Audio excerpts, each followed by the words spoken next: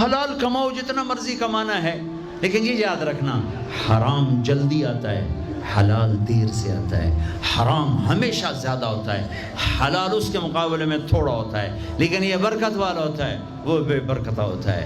حرام نسلیں اجاڑ دیتا ہے، خاندان تباہ کر دیتا ہے، اور حلال بہار ہی بہار لاتا ہے۔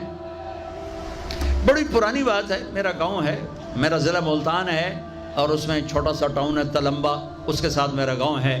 ہماری 3 دن کی جماعت چیشہ وطنی آئی ہوئی تھی، تو ایک بزرگ تھے وہاں بڑے اللہ والے، ان کی خدمت میں ہم گئے تھے ملنے۔ تو 2 صاحب آئے، ایک کا تو نقشہ بھول گیا، ایک کی شکل بھی یاد ہے، نقشہ بھی یاد ہے۔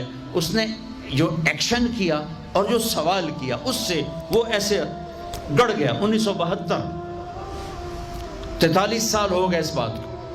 وہ ایسے بیٹھے تھے، وہ آئے ایسے عطیات میں بیٹھے، انہوں نے کھدر، خاکی کھدر کے کپڑے پہنے ہوئے تھے، کھدر کی، اور بڑا چشمہ تھا، سفید ٹوپی تھی، اور یوں عطیات بیٹھ کر کہنے لگے حضرت جی دعا کرو اللہ رزق حلال دے تے بہت سارا دے۔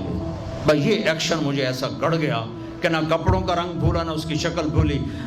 حضرت جی دعا کرو اللہ رزق حلال دے تے بہت سارا دے۔ تو وہ ہنس پڑے، کہنے لگے حلال تو تھوڑا ہی لگو۔ انہوں نے بڑے پولے منہ سے کہا حلال تو تھوڑا ہی لگو۔ یہ نہیں کہ آپ فاقوں مرو گے، حرام زیادہ رہے گا، حلال کم رہے گا، لیکن بابرکت ہوگا، عزت، آبرو، اطمینان، سکون، چین۔